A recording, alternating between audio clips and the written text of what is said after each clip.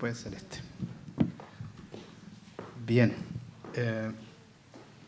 Agradecer a la organización de este evento, a Sara y Paolo y Noel Fitzpatrick por la invitación a través de este proyecto, Real Smart Cities.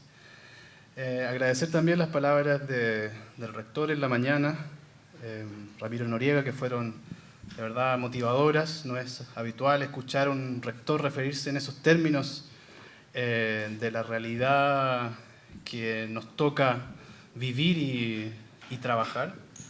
Y agradecer también las presentaciones del día que han estado inmensamente motivantes. Voy a leer brevemente mi presentación para no tomar más tiempo de lo necesario. Una breve presentación, el ocaso de la ciudad, del ocaso de la ciudad a la ciudad-mundo. Hablar del ocaso de la ciudad no parece una metáfora en el instante en que se constata la caída de los referentes convocados habitualmente para forjar su definición.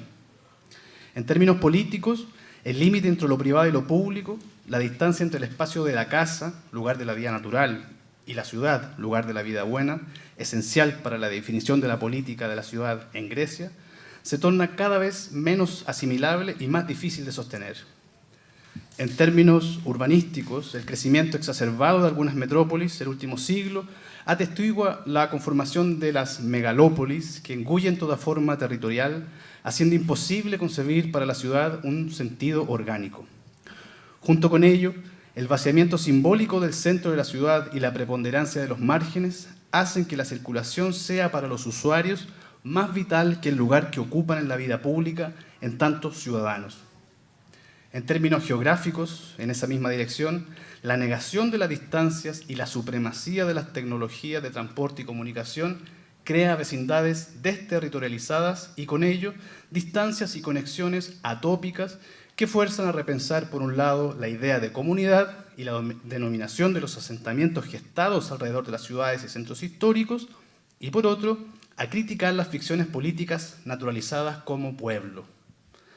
Pareciera, en efecto, que la ciudad histórica no sobrevive más que en el fantasma del nombre propio, rostro o fachada de una identidad devenida mercancía para el turista por acción de los rentistas del patrimonio. En contrapartida, en los restos de la ciudad histórica, territorialmente emplazada por los ciudadanos que practican su espacio, se erige el territorio en red de la ciudad-mundo, megamáquina hecha de fragmentos de asfalto, carne y algoritmos que aseguran el contacto interesado de los individuos que viven colectivamente aislados para renacer como activistas en el ágora virtual. Ciertamente, las principales características de la ciudad-mundo, tan virtual como real, es hallarse habitada por una multitud fragmentada, forzadamente nómade, que es administrada por una policía mundial que vigila el normal desarrollo de la circulación de individuos y mercancías y para ello reprime todo foco de resistencia, asegurando la buena salud de los estados nacionales que sirven de mero soporte al mercado transnacional. La pregunta a plantear en esta presentación es: ¿qué tipo de relaciones pueden establecerse en y desde esa multitud fragmentada? En otras palabras, ¿qué lazos comunitarios se pueden establecer partiendo del hecho de la existencia de una multitud atópica, anorgánica y anárquica? Vale decir que no posee un lugar para echar raíces, que no se identifica con pueblo alguno y que no posee ninguna autoctonía. La tesis que seguiré en adelante para posar una respuesta es la siguiente: los lazos que unen la multitud se experimentan como conexión de fragmentos heterogéneos que no alcanzan ninguna forma definitiva ni dan lugar a ninguna unidad superior, a ningún organismo que permitiría restaurar la unidad de pueblo y ciudad supuestamente perdidas. Esta comunidad, en efecto, manifiesta la forma de un archipiélago que congrega sus partes aproximando en lugar de reunir, mezclando y disolviendo las diferencias que componen todo pueblo homogéneo. La idea de archipiélago nos permitirá, en suma, pensar la comunidad no totalizada de aquellos privados de comunidad, desplazados y desarraigados, con el fin de mapear los afectos emergentes vinculados a nuevas posibilidades de vida. Para esto dividiremos la presentación en tres partes. En la primera será analizada la invención de la ciudad en América Latina y el nacimiento de la multitud irreductible al pueblo.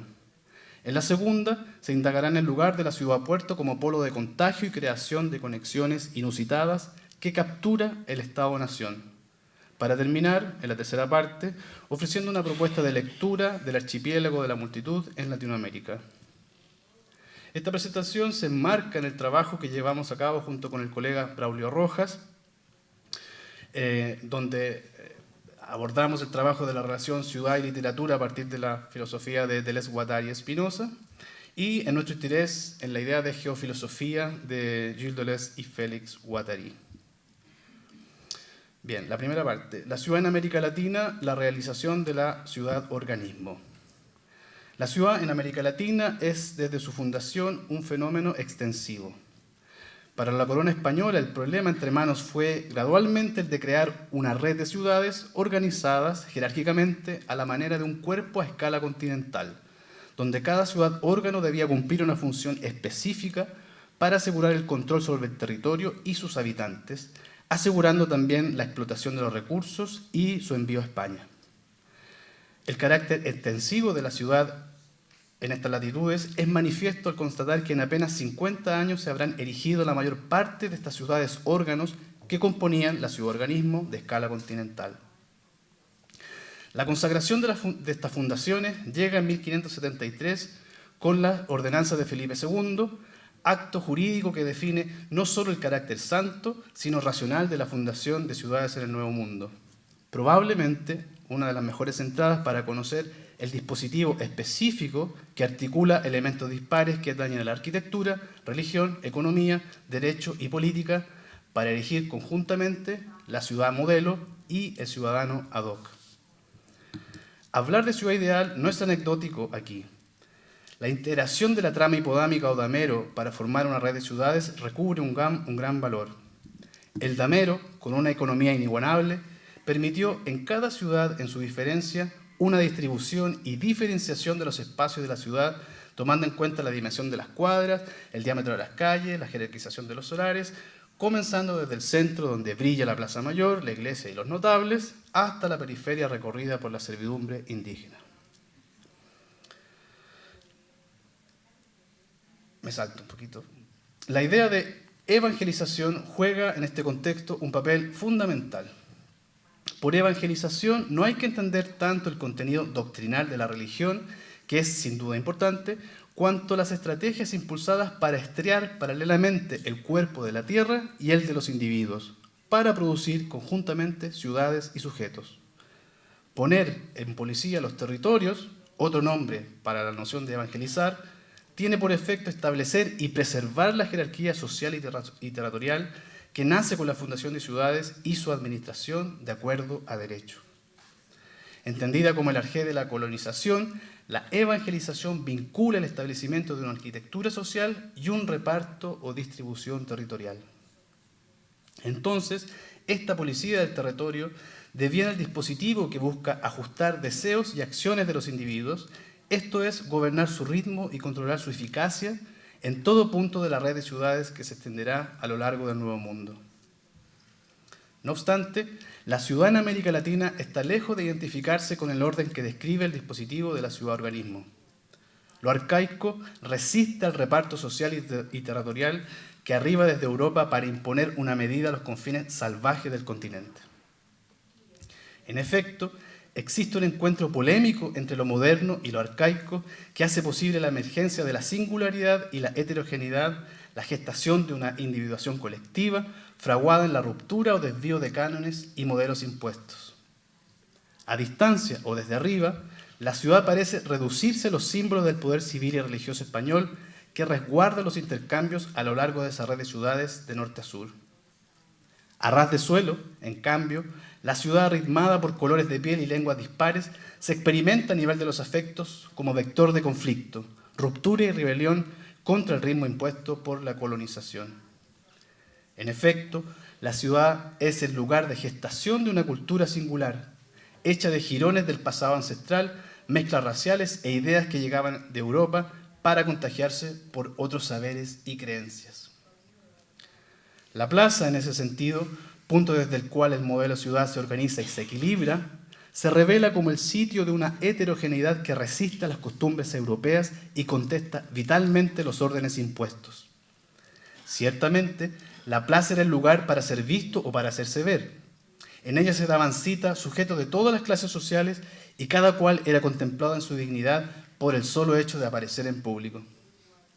Para una perspectiva de conjunto, esta aparición, aparentemente espontánea de habitantes y pasantes ocasionales, mostraba los escalones de una sociedad estratificada, un orden social jerárquico que hacía reverberar el poder y la autoridad de la corona. Pero, al mismo tiempo, estos centros operaron como motor de agitación y acelerador de la hibridación de culturas. Convertida temporalmente en asiento de una multitud forzada a desplazarse de sus lugares de origen para asegurar su sobrevivencia, la plaza a su vez se impone como un retablo de diferencias que solo la violencia de la representación puede homogeneizar. Tal como lo muestra Miguel Rojas Mix, los vendedores de agua, de carne o chicha o velas de cebo, junto con los muchos mendigos y borrachos que pululaban, componían el colorido y ruidoso paisaje cotidiano de la feria y el baratillo, reproducido cotidianamente en cada plaza, corrompiendo momentáneamente el orden trazado por la ciudad-organismo en el cuerpo de los individuos y la tierra.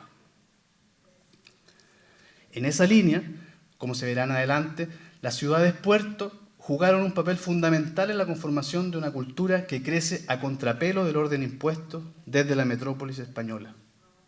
Los puertos a lo largo del continente no solo facilitaron la expoliación de las riquezas enviadas a Europa, sino que permitieron que recalara la modernidad en América, y con ella todo un imaginario contrario al ideario de la corona, vital para la gestación de las independencias nacionales.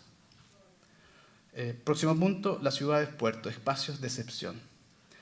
Durante la colonia se reconoce la emergencia coordinada de la ciudad-mercado del interior, la ciudad minera andina y la ciudad-puerto de la costa. Estas tres ciudades forman un engranaje que dará lugar a un flujo entre la colonia y España, fundamental para asegurar el poderío económico del imperio en Europa. Para el historiador Jorge Enrique Ardoy, más allá del espejismo de la ciudad modelo o santa, puesto de relieve sobre todo por los letrados de la colonia, estas ciudades tendrán funciones precisas, y en ese contexto la explotación minera y el trabajo en condiciones de esclavitud resumirán el ciclo de la economía y la administración colonial. No obstante, el flujo entre América y Europa no acaba allí. Las ciudades-puerto reciben en retorno productos manufacturados y mercancías que harán posible que para unos pocos las ciudades se conviertan en espacios de consumo y que a su vez éstas se distingan entre sí en dignidad por el tratamiento que recibirán iglesias y edificios públicos. A su vez, entre sí los puertos se distinguirán por su función. Unos se orientan al comercio, otros a la defensa contra la piratería, principalmente inglesa y francesa, como sabemos. Y aún así, entre los puertos comerciales existen diferencias. Unos se vinculan directamente a la metrópoli, como el Callao, y otros se hallan caracterizados por desarrollar el comercio con otros puertos del Pacífico y Asia. Los puertos juegan pues un rol central en el desarrollo del capitalismo que paralelamente sirve y desgasta el poder del imperio español, pues han sido fundamentales para la gestación de fenómenos definidos por su carácter contrahegemónico, que de manera positiva también dan cuenta del modo en que distintas culturas entran en relación para crear algo nuevo. Zonas de contagio, los puertos fueron umbrales que permitieron la circulación de costumbres, la mezcla racial y la valoración de ideas contrarias al régimen colonial. Circulación que poco a poco socavará el canon religioso y cultural español. A partir de las independencias nacionales se constituye un proceso de captura de la fuerza vital de ciudades y puertos, con el fin de ejercer soberanía y hegemonía sobre el reparto del Estado en el continente. Fernand Braudel ha sido enfático en señalar que la ciudad no es un órgano del Estado, sino que el Estado se apodera de la ciudad, de su potencia y de su fluidez, de su espacio, para imponerle una medida útil. Lo que han hecho los Estados, y con mayor énfasis en su vínculo con el capitalismo, es sacar provecho del ámbito social, económico y territorial que habían creado las ciudades, terminando por subyugarles completamente. En Latinoamérica, Tras el nacimiento del Estado-Nación, la ciudad capital, encarnación del poder del Estado, ocupó un importante papel en el proceso de construcción de una cultura nacional y en la misión de erigir un pueblo unificado. Sin embargo, debido a la atracción que ejercen en todo el continente estos núcleos urbanos, se produce un crecimiento acelerado de sus márgenes para devenir nichos de miseria, pero también de solidaridad. Frente a ello, las llamadas gentes de bien se hallan consternadas ante la amenaza de una multitud ociosa que ocupa los arrabales y exhorta a las autoridades a reaccionar para reprimirles preventivamente. Avanzado el siglo XIX, la situación empeora. Inmerso en un clima de tensión, intelectuales y políticos instan a los artistas a forjar un pueblo, a ficcionar un origen común, ilustrando a la multitud, forjando buenos hábitos, haciéndoles amar su libertad e instituciones al ritmo de las dianas que cantan al progreso. Sin embargo, la realidad elidida en el discurso de los padres de la cultura ilustrada era la escasa participación de las clases más bajas en la creación de este imaginario que desde arriba imponían desde la capital los ilustrados. No obstante, la decisión entre gentes de bien, digamos así, gente de bien o pueblo y la multitud se agrava con la crisis del capitalismo que sucede entre 1857 y 1876. Estas producen una cesantía y hambruna generalizada que se esparce por los campamentos de la capital. Una década más tarde, entre 1886 y 1888, la epidemia de cólera se cobra más de 23.000 muertos en todo el territorio chileno. Mientras tanto, en la prensa oficial se alza la voz para denunciar las circunstancias en las que los ciudadanos de bien deben enfrentarse a la amenaza de una multitud que acecha desde los arrabales que crecen sin parar, haciendo alarde de la maldad de unos y de la indefensión de otros.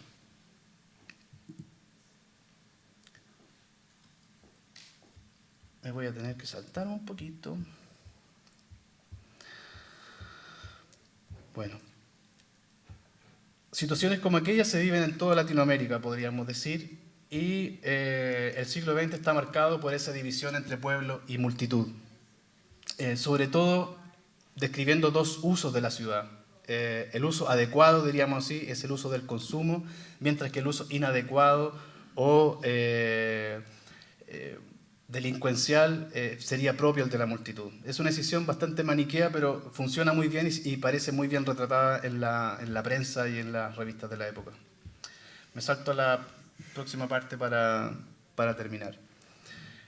Por un archipiélago de la multitud. Marcel Roncagnolo apunta a que, aun cuando la ciudad se defina por el carácter político descrito por la intervención de una comunidad sobre un lugar individualizado y topográficamente distinto, la emergencia de un mercado mundial hace que éste pierda relevancia ante la transformación del urbano o la urbanización del territorio. En suma, el correlato de esta urbanización es el predominio de los flujos y la pérdida de espesor de todo lugar, invirtiendo la relación privado y público. Por su parte, el filósofo Massimo Cacciari se cuestiona en esa línea la utilidad de la noción ciudad para afrontar y contestar la imposición planetaria de una única forma urbis, representada por una creciente homogeneidad que borra la identidad de todo lugar concreto y, por ende, la condición de posibilidad de la ciudad y de su arraigo espacial. En ese sentido, Cacciari coincide con el geógrafo Michel Luceau, quien afirma que no es ninguna vuelta nostálgica de la ciudad histórica, ni tampoco una huida hacia el futuro, donde hallaremos la respuesta a este problema. Pero, mientras Cacciari se concentra en criticar la idea abstracta de ciudad, Luceau prefiere hacer notar cómo se combinan en el territorio global actual una desterritorialización y un paulatino encierro que tiene por corolario, paralelamente, un control o filtraje de los movimientos permitidos y un particular encierro de los individuos, voluntario en los grupos de mayores ingresos insertos en las gated communities e impuesto a los pobres confinados en guetos. Todo esto en función de la seguridad y la correcta circulación de hombres y mercancías. En efecto, la cuestión central de las últimas décadas para los analistas del fenómeno urbano es la oposición de flujos y lugares. La ciudad parece haberse disuelto en el territorio y ese territorio, sin dar lugar a ningún espacio ciudadano político, es gestionado y administrado, diríamos así, por especialistas o por una policía de los intercambios que asegura el aislamiento colectivo de las aglomeraciones urbanas. Sin embargo, la oposición de flujo y ciudad o flujo y lugar parece forzada. Si pensamos en la estrecha relación histórica existente entre capitalismo y ciudad. Para pensar este asunto, es posible echar mano a la noción de equipamiento colectivo abordado en los equipamientos de poder de 1973 por François Fourquet y Léon Murat, colaboradores de Félix Guattari, Gilles Deleuze y Michel Foucault en el CERFI.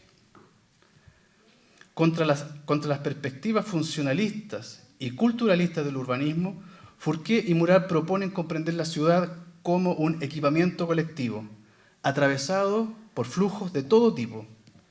En ese marco, la ciudad es definida como una máquina de información que funciona codificando y decodificando flujos de energía y desacoplando, cito, la potencia productiva del trabajo social mediante operaciones de corte, de mezcla, de reagrupamiento de procesos de producción de toda naturaleza. Hasta ahí la cita. Lo esencial de esta máquina es haberse constituido históricamente como instrumento de dominación y fijación territorial de flujos. Por ello, esta máquina que es la ciudad manifiesta una relación estrecha, esencial, con la denominada máquina capitalista. Para los autores, cito, la máquina del capital se identifica casi completamente con esta máquina productiva de información y de reconexión de flujos que es la ciudad. Porque la acumulación de capital es al mismo tiempo acumulación de innovaciones tecnológicas, de acontecimientos científicos, rupturas institucionales y obras de arte. Hasta ahí la cita. El punto entonces es que la civilización capitalista, dicho con Fernand Braudel, cambia la orientación de esta máquina ciudad. La característica de su aparición había sido la captura de flujos de todo tipo, a saber, de tecnologías, mercancías, vías de comunicación, energía, etc. En cambio, por acción del capitalismo contemporáneo, esta máquina se disloca para quedar a merced de los flujos del mercado global. Para Fourquet y Murat, cito, la ciudad en tanto que tal es un equipamiento colectivo y la red de ciudades distribuirá el capital por toda la superficie del territorio nacional. En su función esencial, producir la información, cortar y reconectar las series productivas heterogéneas, la ciudad tiene pues por condición principal la circulación, que es circulación de flujos, obviamente. Hasta ahí la cita. En ese marco, contra la nostalgia de la ciudad, es clave reconocer nuestra condición urbana, ya que nos hallamos sujetados a ese poder del mercado que disuelve todo lugar, pero solo partiendo de ese vértigo creado por el mercado se pueden pensar alternativas en las que se implica nuestra vida colectiva. ¿Cómo enfrentar este fenómeno? Esa es la pregunta. La propuesta, para terminar, es pensar la multitud, como dijimos, atópica, anorgánica y anárquica, a partir de la imagen, idea y no metáfora del archipiélago. Para ello, existen algunas características de los archipiélagos que nos permiten concebir la multitud en clave geográfica o cartográfica. Estas características son multiplicidad, vecindad y circulación. En efecto, un archipiélago se constituye geográficamente por una multiplicidad de islas diversas, entre las que pueden trazarse distintos puntos de unión y comunicación en razón de una vecindad relativa que las une conservando cada una su distancia. Un archipiélago se halla entonces en estado de circulación latente, siempre en condición de dar lugar a un nuevo recorrido. Por su parte, la multitud, constreñida por los límites espaciales impuestos por el capitalismo a lo largo de su historia, es un cuerpo esencialmente múltiple.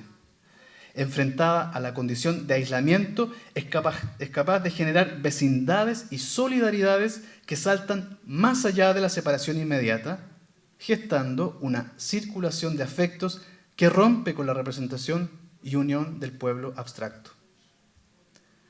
En el estado de agitación planetaria actual, donde los equipamientos colectivos y sus territorios se hayan sometidos a la acción de los flujos de capital, es importante reparar en la acción de la multitud archipiélago, en su historia y en su devenir.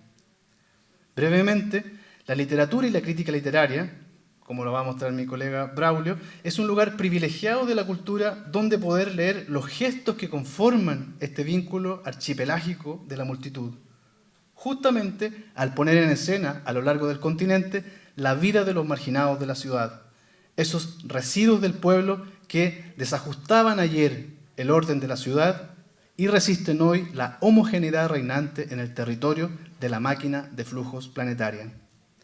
Esa multitud marginada, para terminar, constituye una potencia colectiva que describe la creación constante de formas de vida y relación en el modo de un archipiélago. Creación que permite renovar, esperemos, una fe inmanente en este mundo. Gracias.